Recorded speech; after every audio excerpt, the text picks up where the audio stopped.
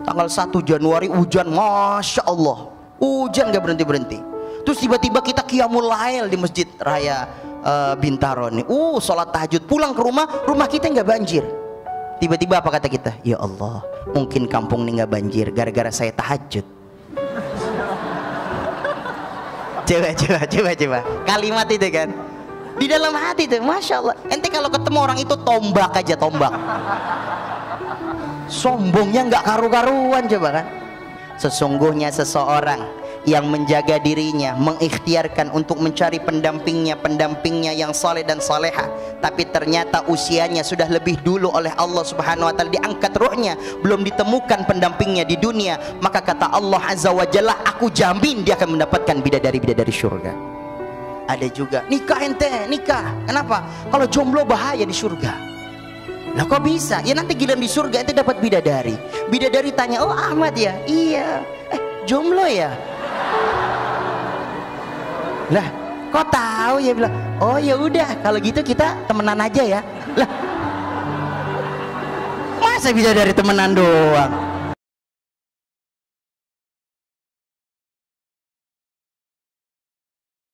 Tanggal 1 Januari hujan, Masya Allah, hujan gak berhenti-berhenti. Terus tiba-tiba kita qiyamul lail di Masjid Raya Bintaro nih, sholat tahajud, pulang ke rumah kita nggak banjir. Tiba-tiba apa kata kita? Ya Allah, mungkin kampung ini nggak banjir gara-gara saya tahajud. Coba kalimat itu kan di dalam hati tuh, Masya Allah. Ente kalau ketemu orang itu tombak aja, tombak. Sombongnya nggak karu-karuan, coba kan. Lah bener kan? Masya Allah, Masya Allah. Betul, apalagi yang kemudian pengen kita lakuin? Kita nih kemudian antum sedang berikhtiar mencari pendamping yang soleh, mencari pendamping yang soleha, terus aja coba. Tapi Ustaz, saya udah kirim 5 CV yang nolak 10. Saya bilang terus aja. Ya kasihan sih, apes juga ente.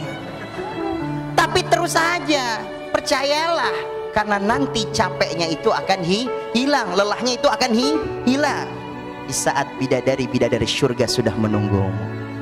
Masya Allah, kata Nabi Sallallahu Alaihi Wasallam, fima ma'na, sesungguhnya seseorang yang menjaga dirinya, mengikhtiarkan untuk mencari pendampingnya yang saleh dan saleha, tapi ternyata usianya sudah lebih dulu oleh Allah Subhanahu wa taala diangkat ruhnya, belum ditemukan pendampingnya di dunia, maka kata Allah Azza wa Jalla, aku jamin dia akan mendapatkan bidadari-bidadari surga. Masya Allah. Nunggu apaan? Udah itu aja. Namun kadang-kadang ada juga ustadz yang bikin kita ngedon juga ya. Ada juga nikah, ente nikah, kenapa? Kalau jomblo bahaya di surga. Lah kok bisa? Ya nanti giliran di surga ente dapat bidadari. Bidadari tanya, oh Ahmad ya? Iya. Jomblo ya? Lah kok tahu ya? Bilang, oh ya udah kalau gitu kita temenan aja ya. Lah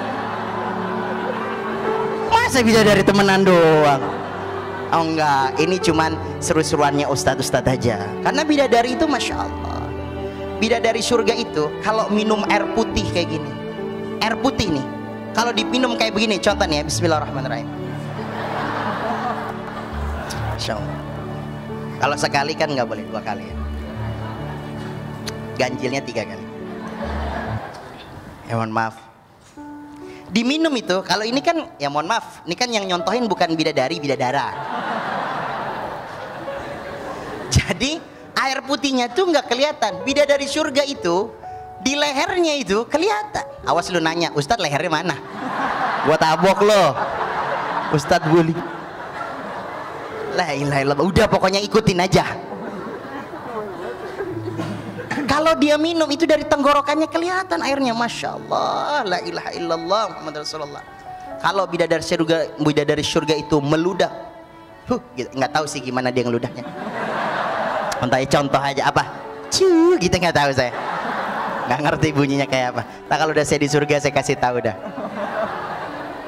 Itu kalau kemudian dia meludah, Masya Allah, air laut samudra yang asin bisa jadi manis.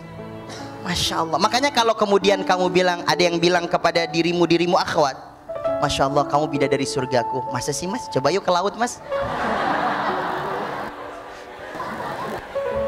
bohong berarti yang dia bilang. Tapi karena bohong yang diperbolehkan, gombal-gombalan yang diperbolehkan, kalau udah suami istri itu boleh berlama-lama sama suami istri gombal-gombalan, halal, bohongnya pun halal kalau bisa bikin ketawa mah. Bapak kamu tukang bakso ya? Itu sama suami istri boleh. Boleh. Loh kok tahu itu gerobaknya nyungsep? Wah, itu bukan gombal Ustaz. Perlu dibantu dia bilang. Bener sama suami istri. Ini belum suami istri gitu. Makanya ya akhwat, lillah ayo, lelah nggak apa-apa dia bilang. Jangan kita malah, masya Allah. Ya, kalau ada yang nelfon ikhwannya, assalamualaikum, harus ketus emang. Assalamualaikum, waalaikumsalam. Ukhti jangan lupa besok, iya gitu. Enggak ada dia bilang. Ukhti weekend ada acara kosong nggak dia bilang. Wassalamualaikum warahmatullahi wabarakatuh gitu. Sekian. Ini mau enggak? Assalamualaikum ukhti, waalaikumsalam. Malah begitu. Kadang-kadang ada cowok lagi nongkrong ganteng, cowok godain kita dong. Nah, ini apa coba? Lah kita kan yang cowok nggak bisa nolak. Nah, astagfirullahaladzim, repot. Karena ujiannya gitu Pak, ujiannya gitu. Kita kemana coba? Baru aja dari rumah, baru selesai kita ngasih kajian, baru aja tausiah, baru aja ceramah. Lu kita naik mobil, naik motor, di depan kita udah ya Allah terbuka auratnya, masya Allah. Dilihat dosa, nggak dilihat. Mubazir, Ustadz masih aja mubazir. Cuma kemudian ini yang dimaksud. Jadikan amal soleh itu berulang-ulang sampai kita lelah. Karena kalau kita sudah lelah, sudah kemudian kita capek, sampai kita bilang ya Rob, kapan pertolongan Allah ini? Berarti itu sudah titik Allah akan kabulkan dan Allah akan angkat derajatnya. Am hasibtum an tadkhulul jannata wa lamma ya'tikum mathalul ladzina khalau min qablikum massatuhumul ba'sa wad-dharra وزلزلوا حتى يقول الرسول والذين آمنوا معه متى نصر الله ألا إن نصر الله قريب. Kata Allah, am hasibtum an tadkhulul jannata, apakah kamu pikir mudah untuk masuk surga begitu aja tanpa diuji sama Allah? Lihat orang-orang yang sebelumnya, massathumul ba'sa, pasti kalau kalian ngelakuin amal soleh ada yang kemudian menguji kita dengan menyindir-nyindir kita, waddarra, menyakiti kita secara lisan, wazulzilu, fisik sudah masuk, hatta yaqular rasul, sampai Rasulullah beserta kemudian para pengikutnya berkata kepada Allah, mata nasrullah, kapan pertolongan Allah ini datang? Ya Rob, kapan ini saya kemudian mendapatkan? Ya Rob, kapan saya mulai bekerja? Kapan saya dimapankan? Kapan saya bisa punya keturunan? Kapan? Sampai kita udah berikhtiar, mata nasrullah, kapan ya Rob? Allah jawab, ala inna nasrallahi qarib, sesungguhnya pertolonganmu sudah dekat. Kalau sudah sampai lelahnya kita dalam kita punya ibadah, udah merasakan kita capek, kita merasa lelah, berarti ini puncak kenikmatan ibadah. Karena Allah bilang ala inna nasrallahi qarib, berarti bentar lagi mau datang. Kalau kita udah capek, ya Rob, masya Allah, gimana lagi nih ya bun, gimana lagi ya mah, gimana lagi ya pak, gimana lagi ya abi, gimana lagi umi, berarti ini udah sebentar lagi udah mau datang. Ala inna nasrallahi qarib. Jadi pegang kalimat ini. Kalau kita sudah capek, lelah dalam ibadah, berarti tanda solusi jalan keluar dari Allah, Allah sudah siapkan. Ala inna nasrallahi qarib. Ketahuilah bahwa pertolongan Allah sudah dekat. Allah akan datang tidak? Allah akan bikin semuanya. Kalau sudah kemudian kita lelah sungguh-sungguh, maka lelah itu bisa terjadi karena pengulangan, diulang-ulang. Hari ini tahajud, besok tahajud, capek, ngantuk, masya Allah, sampai kemudian kita sujud lama betul karena ngantuk. Bukan karena nangis, Ustaz udah serius-serius dengerinnya. Iya, karena sujud benar-benar, ya Allah, ya Rabb, ya Rahman, ya Karim, minta petunjuk sama Allah.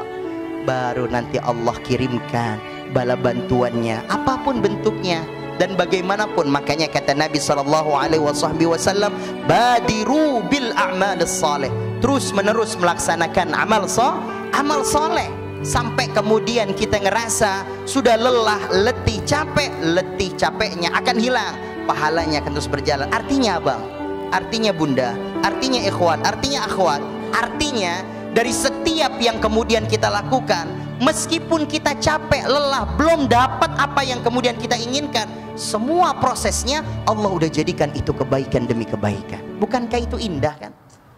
Masya Allah, bukankah itu indah ya? Berproses untuk kemudian menahan kita punya lapar, kita haus, Masya Allah. Ngejaga diri, memperbaiki diri, Masya Allah. Datang kepada ini satu sama ukhti, ditolak. Datang satu lagi, ditolak lagi, Masya Allah. Belum datang udah ditolak. Belum datang saudara, belum datang taat udah ditolak. Masya Allah. Fawal hasil bagaimana? Minta terus sama Allah. Nanti Allah akan berikan yang terbaik sesuai dengan ketentuan yang Allah inginkan. Wa asa an takrahu syai'a. Dan kadang-kadang buat kita nih nggak enak. Nggak enak ya Rabb. Saya sudah begini, sudah coba, tapi kok belum juga dapat. Wa huwa khairul lakum. Ternyata itu yang terbaik buat kita. Kenapa kemudian Allah masih belum bikin kemudian kalian mendapat pekerjaan? Padahal udah lulus, udah selesai saya kuliah nih ya Rob, tapi kemudian kesana belum dapat. Sudah, karena Allah pengen ente lebih memperbaiki diri, bisa hadir di kajian, bisa kemudian ngejaga sholat 5 waktunya, bisa subuh. Karena kalau seandainya langsung diberikan pekerjaan, itu nggak kenal proses, baru aja dapat gajian sibuk, udah meninggalkan sholat subuh. Baru aja kemudian punya kerjaan nyaman, udah nggak datang lagi malam Jumat ke kajian, ke masjid. Belum siap kita. Maka semua yang Allah berikan, catat baik-baik, semua yang saat ini saya rasakan itu adalah takdir terbaik dari Allah Subhanahu wa ta'ala. Kita tugasnya mencari hikmahnya. Makanya kalau bertanya dalam kita punya kehidupan, bukan kenapa ya saya gini, tapi hikmahnya apa? Hikmahnya apa ya? Kok saya belum punya pekerjaan?